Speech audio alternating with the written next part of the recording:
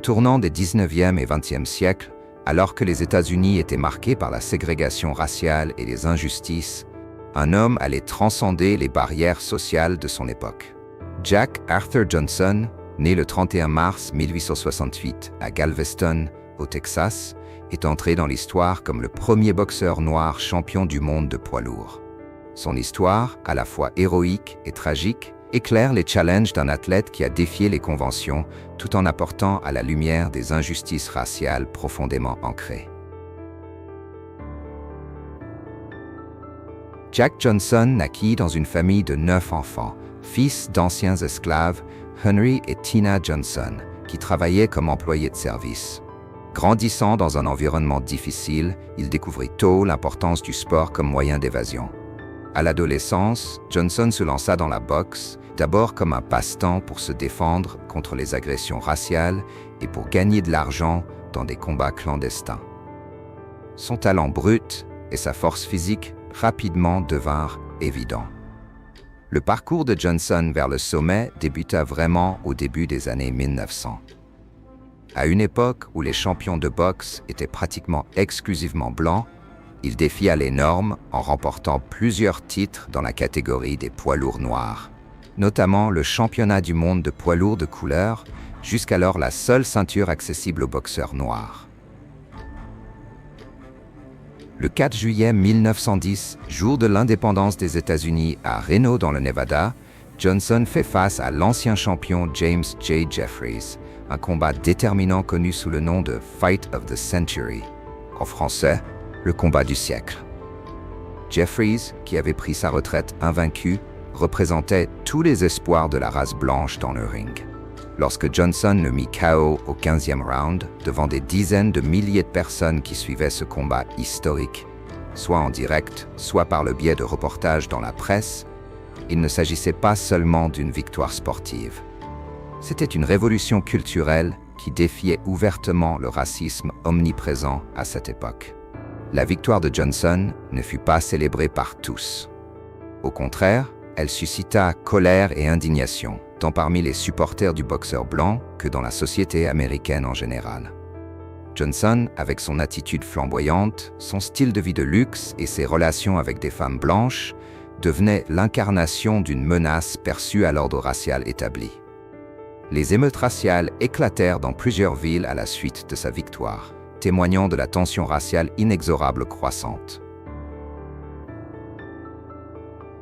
Les adversités que Johnson rencontra n'étaient pas limitées aux coups de poing que ses rivaux lui assénaient dans le ring, mais incluaient également la discrimination systémique qui se manifesta rapidement par sa volonté de défendre ses succès. L'État du Texas, par exemple, devait bannir les combats de boxe après sa victoire, illustrant à quel point son succès était inadmissible pour certains.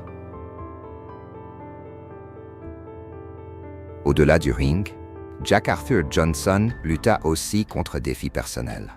Marié à une femme blanche, ce qui à l'époque était un acte radical, il subit des vitriolismes publics. Johnson a ouvert en 1912 un établissement chic, le Black & Tan, où se côtoyaient des personnes de toutes origines. Cependant, sa vie personnelle fut entachée par des scandales, dont plusieurs accusations de transport de femmes assimilées à l'époque à des filles de joie. À travers les États-Unis, ces accusations culminèrent en 1913 avec une condamnation pour violation de la loi Mann, une loi interdisant le transport de femmes dans le but d'immoralité.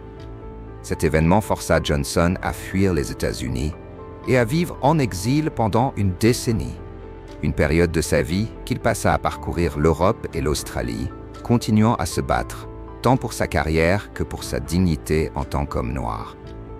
Pendant ce temps, il devint un symbole vivant de la résistance contre la discrimination raciale.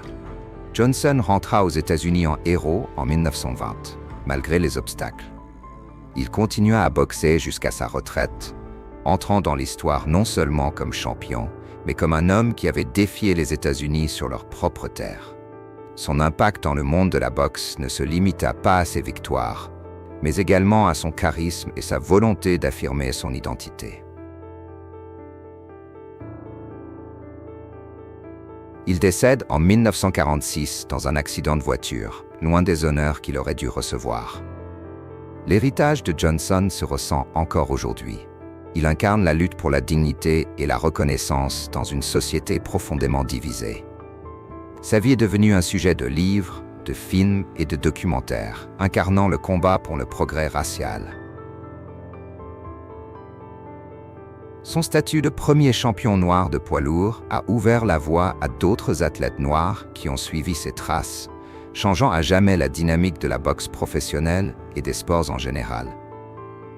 Jack Johnson représente non seulement un accomplissement sportif éblouissant, mais aussi une lutte emblématique contre les injustices raciales d'une époque tumultueuse. Son histoire est celle d'un homme qui a défié les attentes, s'est battu contre l'exclusion et a laissé un héritage qui résonne bien au-delà des cordes du ring. En tant que premier boxeur noir champion du monde, Jack Johnson demeure un pionnier dont les défis suivent encore l'évolution des droits civiques aux États-Unis.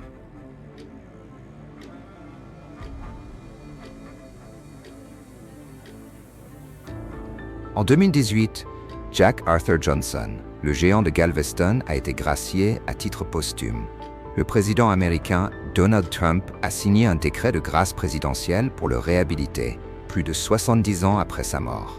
Cette décision a été prise suite à de nombreuses demandes, notamment celle de l'acteur Sylvester Stallone, alias Rambo, qui s'est fortement investi dans cette cause. Cette grâce présidentielle a permis de reconnaître officiellement l'injustice dont avait été victime Jack Johnson en raison de sa race et de son style de vie, et de le réhabiliter dans l'histoire américaine. Say a word? You can, Jim, son. Well, no pressure here, right? Okay, no, I want to thank you, Mr. President. It's incredible that you've done this, because it's one thing, I've been so blessed with the Rocky situation and playing that character, and actually when I was writing it, I'm thinking about inspirations for this Apollo Creed, and that was Jack Johnson, this bigger-than-life, incredible character, and who was, treated so unfairly. His prime was taken away. But somehow he still managed to persevere and kept a smile on his face, and he's truly an inspirational character. So this has been a long time coming. Of course, Linda, thank you very much. It was so amazing. Probably I don't know how many blood relatives are left, but you're like the one that really, really fought for him, and I appreciate that. So it's an honor to take kind of a fictional character like Rocky and do something in the world of reality, and thank you for making that happen. And punching, Jack. And the beautiful thing about Sly, and I've known him for so long, such a great guy, he didn't want to have any press. He didn't want anything. He just wanted Jack Johnson to be recognized. He really said he didn't want any press. I said, do you want to get the press? He said, no, no, no. And he said it even before he came down. He did not want any press. And we just said, hey, let's do it. I have stage fright. Can you believe it? After all these years, I just discovered it. I don't think you have any fright, I'll tell you what. I do. But you are a really great guy in so many ways. Long beyond sport and boxing, you are a great guy, and you've been a great friend. Thank you. Linda, would you like to say something on behalf of Jack? This has been a long time coming, and I am really overwhelmed because for so long, my family was deeply ashamed that my uncle went to prison because of how he was treated, and they never really spoke of him. And I've said many times, I did not realize and know he was my uncle until I was 12 years old, because the shame that the family carried, and most of them took it to their graves. By this pardon being issued, that would help to rewrite history and erase the shame and the humiliation that my family felt for my uncle, a great hero, being imprisoned unjustly. And so many people have come along with me on this journey. So many people, I cannot really thank them all. The most important person that decided to do this is sitting here to my left, President Trump, and I thank him. I thank Mauricio Suleiman. I thank Miguel Torruco, who took a lot of effort to find me, and Mr. Sylvester Stallone, who boldly put it in his ear. And when he tweeted, my entire life changed. People wouldn't leave me alone. Now it's going to be even more insane, but I'm fine with that. but I appreciate you rewriting history. And also, let me just thank Senator John McCain for all of his efforts and Congressman Peter King. And I've spoken with Samuel Collins of Hitchcock, Texas, and Reverend Jesse Jackson. So many people have helped me. And my family now can go forward knowing that the shame and the pain has been erased and history will be rewritten. And I sincerely thank you, sir. Thank you, Linda. And you and everybody that brought me here. I am the spokesperson.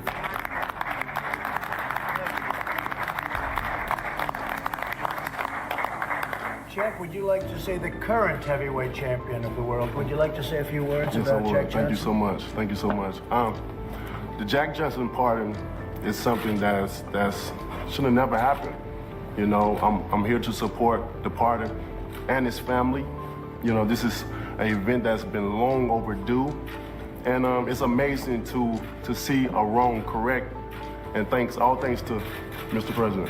So we thank you so much. Thank you Yes, very sir. much. And they were just nice enough to present me with this. That's a beautiful thing, but I think now the White House staff take it and they put it away. I'm not allowed to receive it. Oh, Can you no, believe? they expect So to start they put it training away. immediately. We'll put it out. Yeah, we'll start For a training. rematch, We'll start training. Well, on behalf of the White House, on behalf of the presidency, on behalf of this country, our country is a great country, and we have done something today that was very important because we righted a wrong. It was a wrong, and a lot of people knew it. I knew it. Without being an expert on the subject, I knew it for a long time. Jack Johnson was not treated fairly, and we have corrected that. And I'm Thank very you. honored to have done it, Linda. Thank you. Thank and you thank so you all much. very Yeah, much. thank you. Thank you, Sly. Mr. President, Thank you all. Thank you all very have you much. heard directly